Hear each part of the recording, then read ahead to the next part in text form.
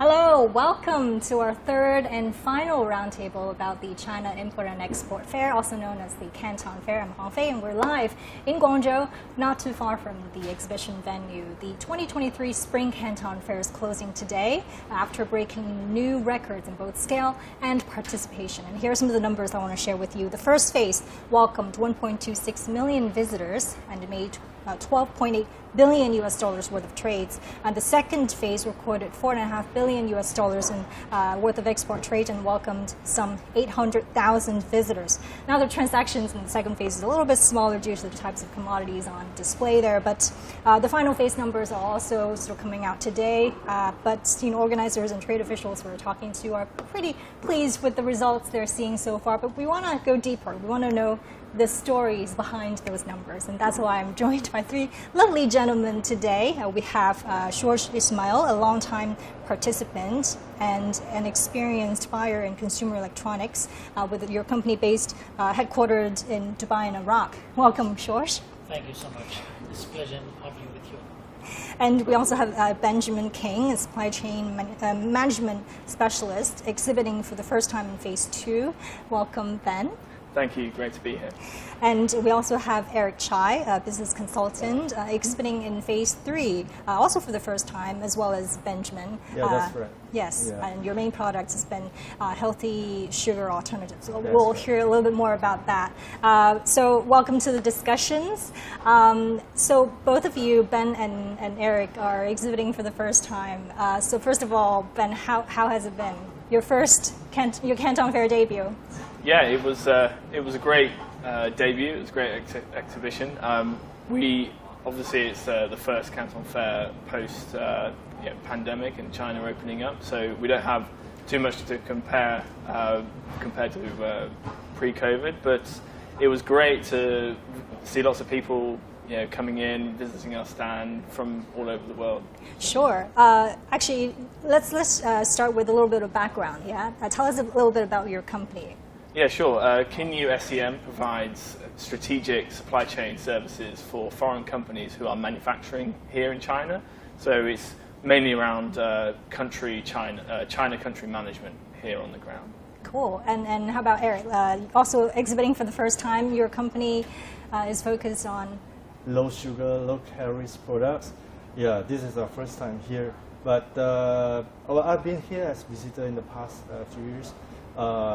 It's been amazing. I mean, it's definitely a great experience to be participating as the exhibitors this round. Yeah.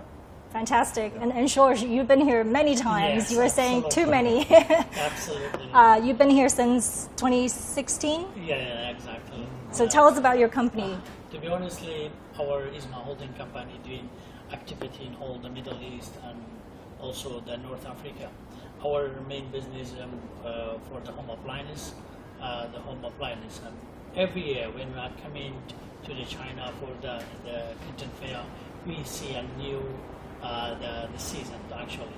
This is a very great for us to be all the time find out the new opportunity with those the supply. Yes, so I wanted to ask you, you said every time you're here, you see something different. This year, obviously, quite special. The first time, post-COVID edition, you were not able to be here during the pandemic. I want to know how is it? How does this year feel different from pre-pandemic versions? Well, to be honestly, we are find out a lot of the save energy and new intelligent and new robot and everything is quite new, which is the quite eco environment also, and also our supplier they are change a lot of the things.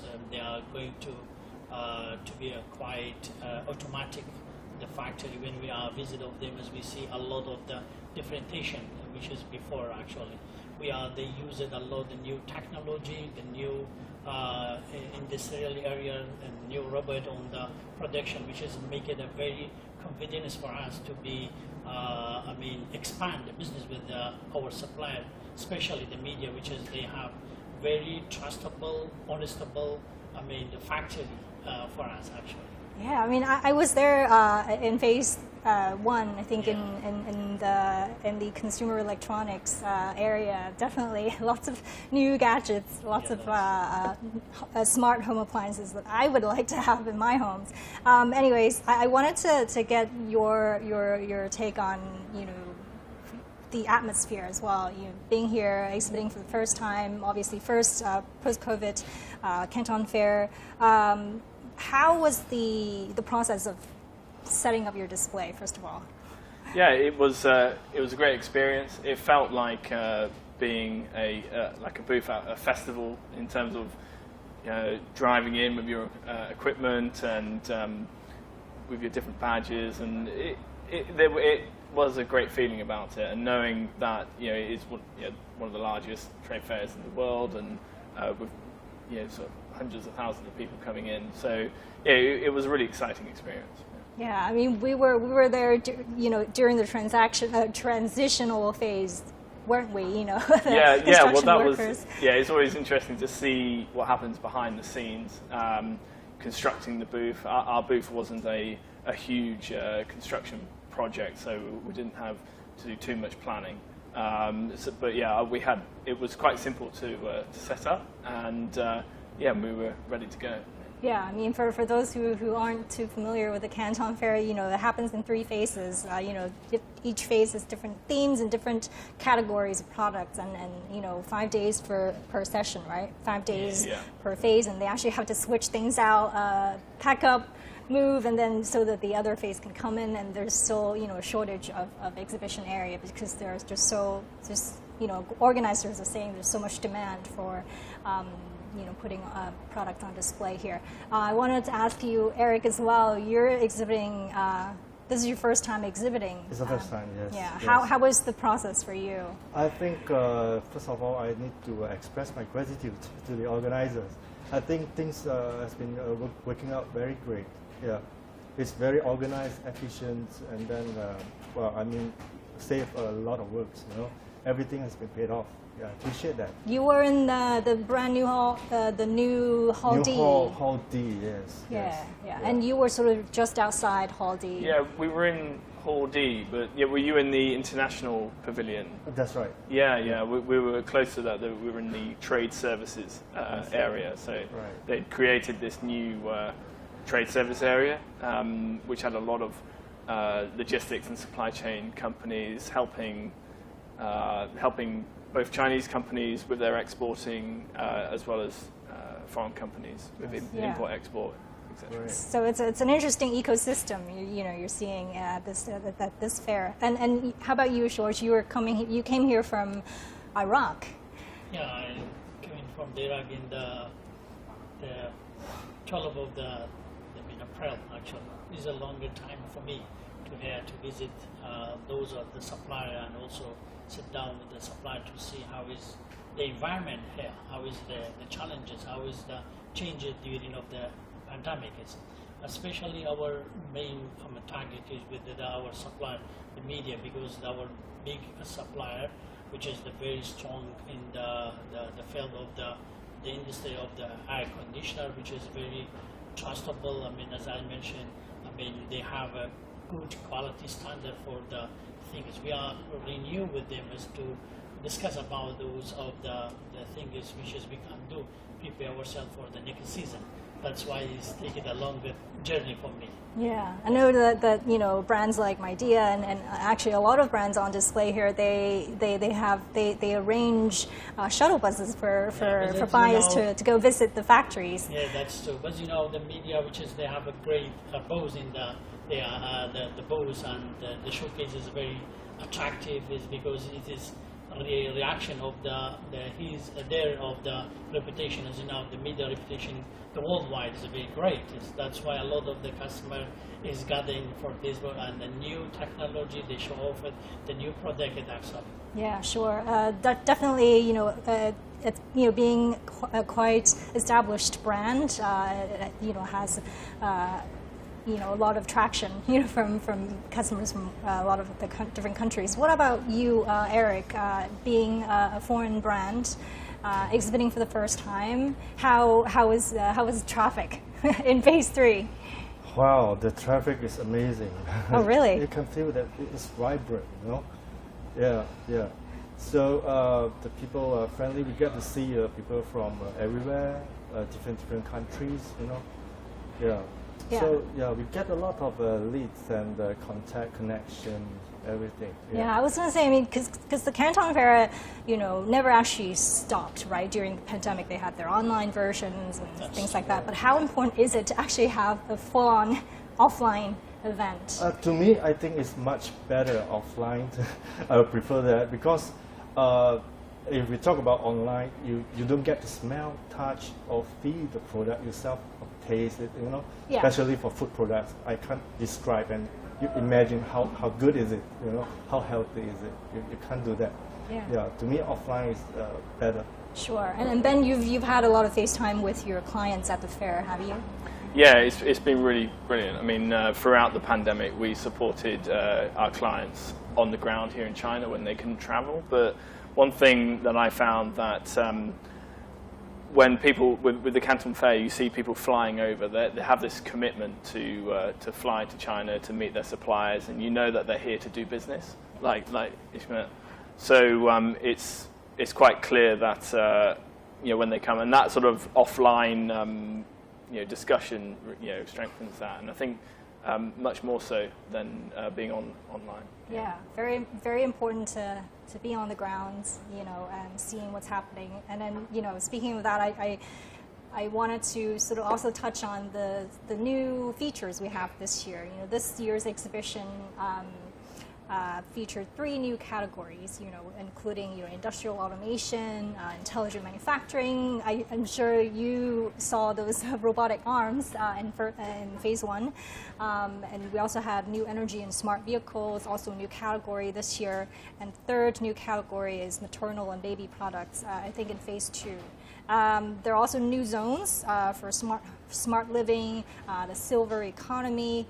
Just shows how the exhibition is sort of changing with the times, and, you know, trying to meet new global consumer demands, and sort of trying to cater to a changing demographic. I wonder what sort of new products or trends you've noticed during your phase. How about you, George?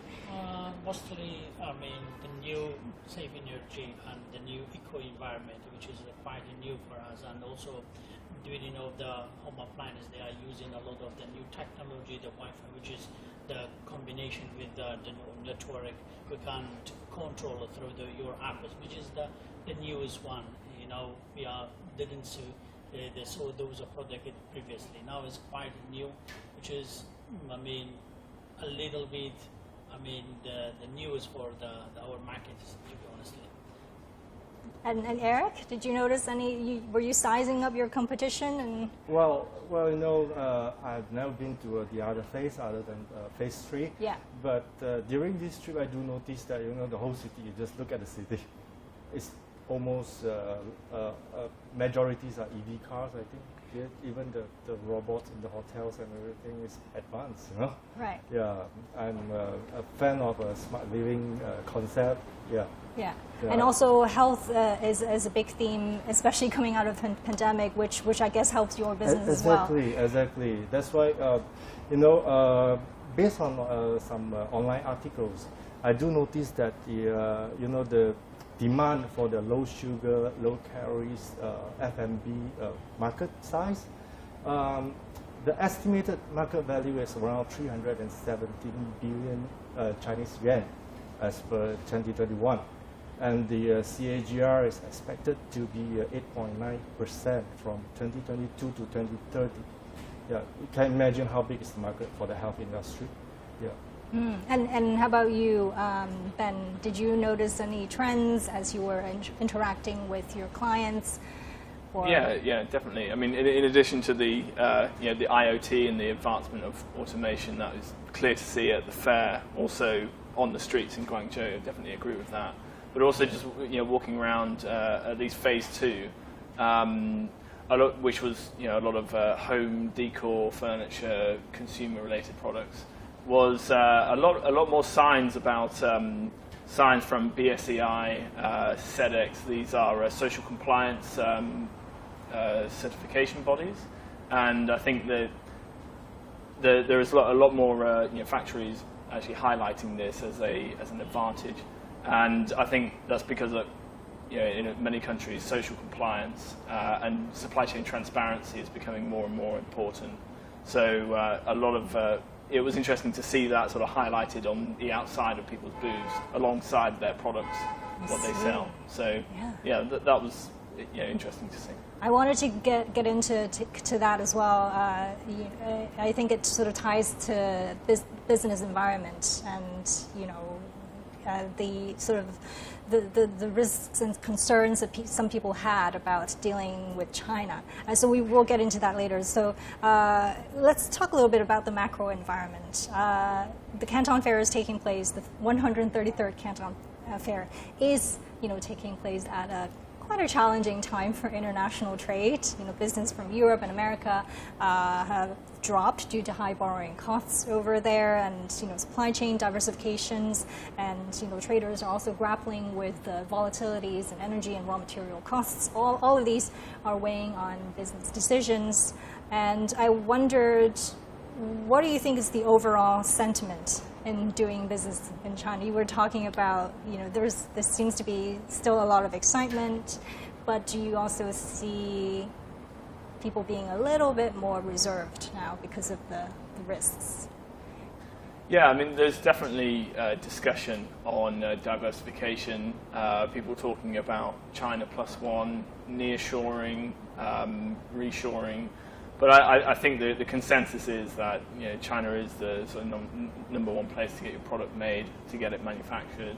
The depth and supply chain can't be moved overnight, and also you mentioned during this the cost of living crisis and inflation with China's logistical depth, its network and its productivity rate. I mean, at the moment, moving manufacturing to some other countries can would increase costs, which is not really what we need to try and keep inflation down. So it's an interesting conversation to have with many people. It's definitely on their radar, but they need to work out a robust strategy instead of just talking about it. Yeah, and Eric, I mean, in phase 2, I was talking to some toy manufacturers, and they were saying, toy, yeah. All right. They were saying, one of the challenges they're having is, due to the inflations and the higher living costs in their main markets in the U.S. and Europe,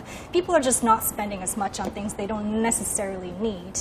And I wondered if that's a concern for your business. I believe the inflation happens globally. It's not only in China, but in other countries as well, even my own countries.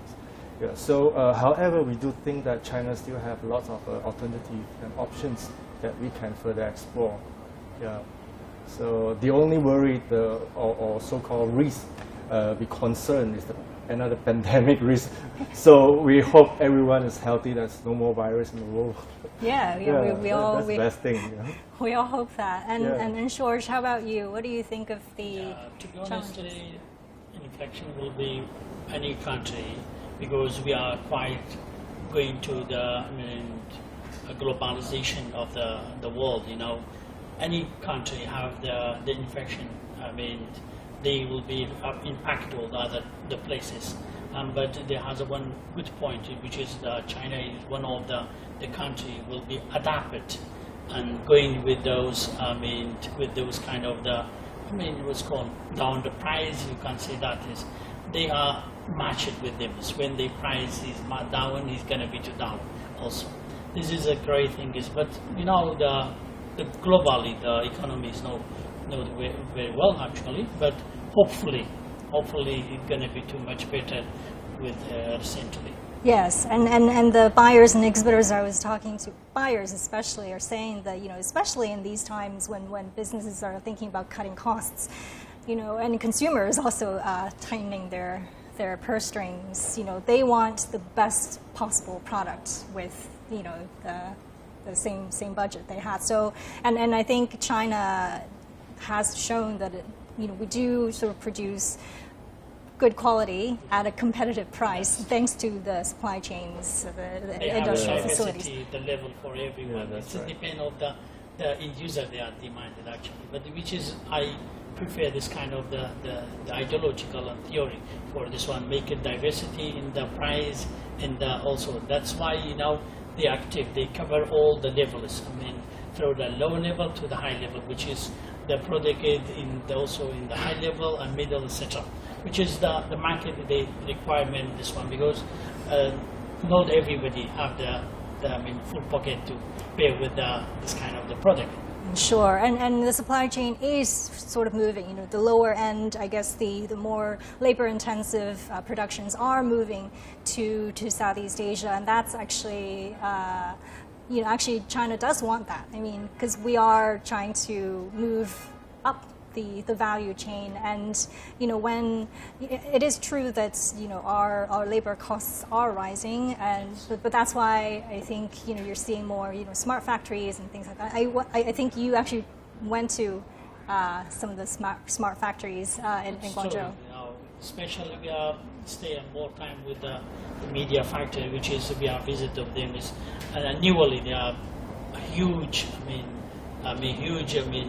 Developing huge, going to the automatically, for the product for the factory actually.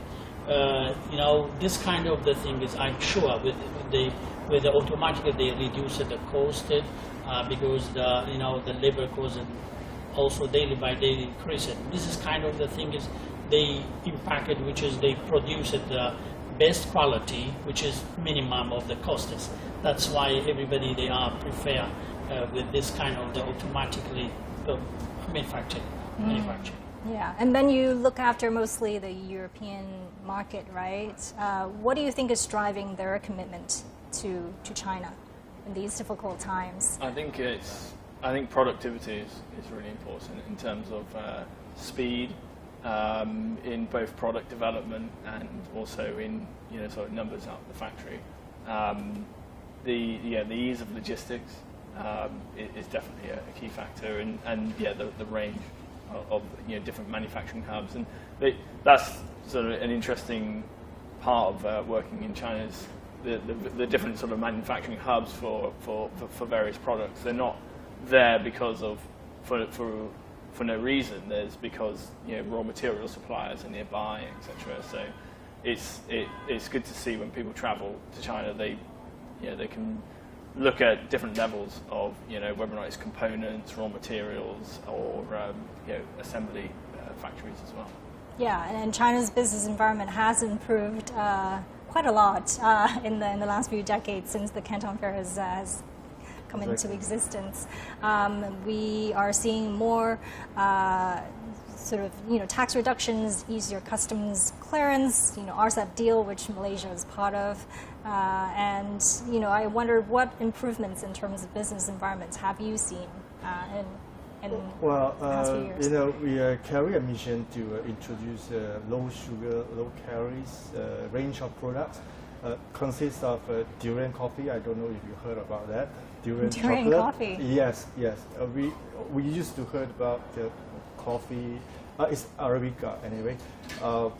Durian chocolate, durian milk tea, which is specialties in our country, and black ginger tea and so forth. All the range are low sugar and low calories. Yeah. So we have a slogan, so-called, is everyone gets to eat sugar. So which actually means that we seriously think that everyone deserves to enjoy the sweet in their life without any guilt or the worry of the bad consequences or whatsoever. So in fact, our products cover this kind of mission. It's healthy. So yeah, it's actually a sweetener or sugar replacement. So. And it's been relatively easy to bring your products into China. Yeah, and I noticed that in China we noticed that there's a sharp rising of the health conscious. So we got a very good response from during this fair. Yeah. I see. It's very encouraging. Another encouraging trend, I guess, is the internationalization of yuan, which I Yes. guess applied to more of the markets that you and George look after. Now about 30 countries support cross-border transactions, and RMB, including countries like Qatar, Russia, Argentina, and Malaysia. And just in March, we saw yuan overtaking the U.S. dollars for the first time to become the most used currency in China's cross-border transactions. I wonder, how does the internationalization of the yuan impact business deals? I do think that this is a positive development in financial market. Yeah, so people get to have more alternative. Yeah, to me, China is a strong country, stable economy and politics, and it's friendly. So we welcome. I mean, we are excited to hear about there are more options. Yeah.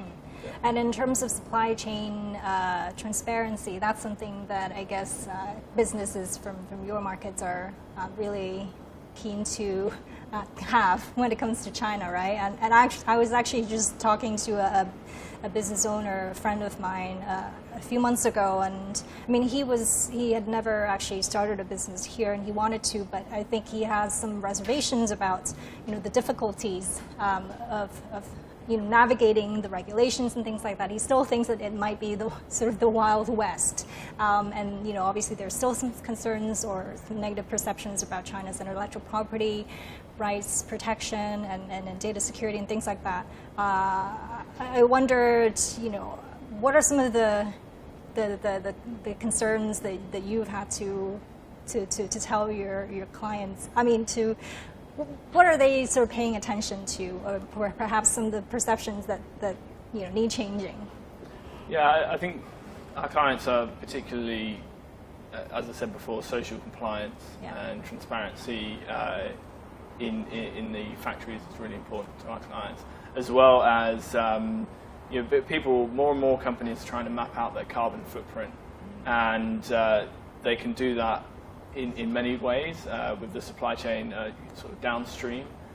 They can look at their shipping and their logistics and how they transport their goods, but really there's a lot of that data in how the products are made, which requires a lot of collaboration with their suppliers and also upstream suppliers. So it's a lot of work needs to be done on trying to calculate that and getting more cooperation within companies within upstream supply chains. So that's I'd see sort of moving forward an area that most of my clients at least would like to see sort of more transparency on. And we're seeing that a lot of at least American companies are sort of manufacturing in China for China, or manufacturing in China for the world, or to access RCEP markets or the APAC market. Is that the same trend you're seeing from European clients? Yeah, I mean, many European companies, especially larger European companies, have continued investing in China throughout COVID, throughout all the various challenges that geopolitical challenges that may be faced. The investment is continuing, and a lot of that is in China for China. So it's good to see that sort of continued commitment. It is interesting to see that with all the restrictions, last year China and the U.S. had a record amount of trade despite all these restrictions. Just kind of shows how reliant we still are towards each other. This is still a global economy, and there are talks about decoupling, but it seems more like de-risking now is the more. Yeah, I think de-risking is a better way than the better way than to saying approach this. Yeah. So let's sort of go back to something a little bit more lighthearted, I guess. Are there any interesting moments you have noticed at the Canton Fair? For me personally, I mean, I covered the Canton Fair a long time ago, 12 years ago, and obviously a lot of the facilities are not there yet. But this time I had a chance to try their media buffet, which was very, very nice. Very good. I just wondered, are there any interesting anecdotes or interesting moments that you remembered from your face, Eric? Me? Yeah, you just came from your booth. All right. Yeah, I do came across some interesting things. First of all, talk about the environment. Okay, it's clean. It's clean. Okay, things are well organized, of course. Well, speaking of the maybe some interesting events, like when we at our area, of course there are visitors who are curious with the so-called durian coffee kind of things. So there are some couples that comes, and then apparently the wife is not a fan of durian.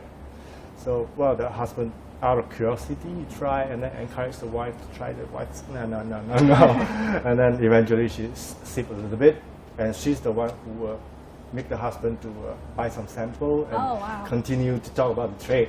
So see, that's the good thing about offline, Yeah, wow, yeah. You're changing minds there. Yeah, really yeah. Cool. That's what I seriously think that offline connection is rather important. Yeah, people get to feel, taste, and smell. Yeah. What about you, George? Did you have any interesting moments? I mean, the organization or management of the Canton Fair is perfect. There's a very good organization. But for me, it's quite hard this time because I'm in the Canton Fair this time during of the Ramadan, which is we are fasting, and very tough for me actually. We are spending the 4 days, which is fasting.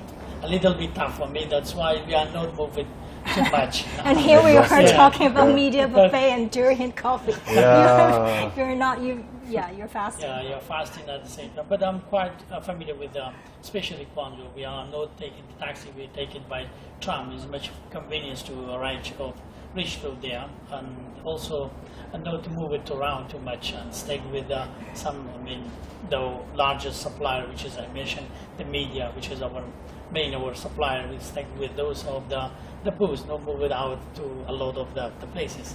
Sure. And then you took the tram to the yeah, almost every day. It sort of felt like I was cheating the system, beating the crowds. It was maybe next time it'll be a lot more busier. The secret's out. Yeah, a couple of times tried to go by car, which was not easy. But yeah, it very easy to get to and from the fair every day, and it's interesting. It's the great thing about with the food stuff. We had our booth neighbours, as it were, was a food and beverage company from Georgia actually. So, and it's just nice to share, learn about the new products and stuff like that. And we would we would introduce some of our friends and contacts who would come to our booth. We would introduce them to their booth, and they would introduce people to our booth, and so it had this nice sort of community atmosphere to it. And it's just especially with food and beverage, it's experiential, so it's good fun. Yeah, and you were telling me about how you learned a lot from putting up a display this time. We learned a lot about the best ways to do it. It was our first exhibition in any fair, so it was great, and it was a really good boosting of our company and our company profile. So we really enjoyed it. I wanted to ask you as well, Eric, what did you learn from exhibiting this year? Were there anything that you wish you could have done better or differently? Yeah, of course. I think we need to have more preparation in the next round. In terms of? Well, maybe in terms of some display backdrop or whatsoever to attract even more people. Yeah, attracting traffic. That's attracting traffic. Yes, that's the main thing. Because it's huge. The whole area is huge. You need to be stand out to, capture the attention of the crowd. Yeah. Yeah. So, what do you think would work? What would you think would capture more eyeballs? I mean, except for your samples, your delicious durian samples. What could exhibitors do to attract more traffic to their booth? Of course, you need to have some unique selling point of your products. You have to highlight those benefits. Yeah, and luckily, I mean, after the pandemic, a lot of people have this great awareness of the importance of healthy food. Like for example, like low sugar product is become a lifestyle, especially amongst the young community. So it's in fact easier for us to explain about the products and so forth. Yeah. We had a live stream around your area the other day. Yeah. Cool. And you, Ben, did you have any? Do you have any tips or advice for any new participants? Yeah, I think your booth space needs to be inviting, a place for. A lot of people are walking around on their feet all day, and sometimes they just need to have a sit down. And so we had like coffee, not durian coffee, unfortunately, just regular coffee. Maybe next time I'll put durian coffee. Yeah, you should try it. Next time you tell me. Definitely, making it a place that people might want to just stay around is important. I mean, that's a good way to differentiate yourself, and also have big, bold writing instead of small. I don't think first impressions of lots of writing really helps. I think more, sort of less words, more impact. Yeah, more big colors. Yeah. I was walking around and I met some first-time buyers as well. I wonder if you have any advice for buyers of coming here for the first time, who are joining for the first time, I guess, in the fall. George. To be honestly, first of all, we should be now diversity. I mean, the people coming from different culture, different backgrounds. We should be treat them as respectable, and we are understandable. I mean, all the characters. Be patient, which is the more priority thing is during of the visiting. Actually, this is my point actually. Yeah, that's a really, really good point, especially when there's a huge crowd. Because of it is true, the supplier, they are very tired because a lot of the people they are coming to a lot of the question is maybe some people they are not professional from their product. They spend a lot of the time with them as to explain it, but we should be patient. Finally, because we are successful to explain the product for them and we're going to be we should be understand there has a different character, different behavior. We're going to be be patient with them as explanation, etc. By this way, I recommend that be patient is the key point is for that. Yeah, and so would you come back for the next session, which is happening in the fall? Absolutely. You're coming back in the fall. Yeah, absolutely in October. Yeah. How about you, Ben? Yeah, we're definitely planning on it. Definitely planning. Another exhibition. Yeah, and Eric, you're definitely. That's for sure. If we have any chance, we can squeeze in our time in those periods. Of course, we would like to participate. Yeah. Fantastic. Yeah, great exposure. Yeah, for sure. And thank you guys for sharing your insights and your first-hand experience at the fair. So much more to dig in, but we're sort of running out of time. Thank you so much. Thank you. And the Canton Fair, has been around for over half a century, but the spring 2023 Canton Fair has been historic in many ways.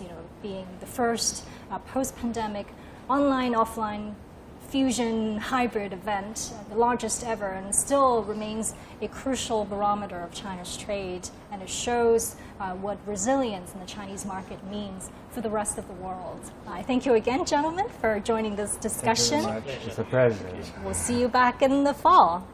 That's right. Okay, bye. Bye. Bye.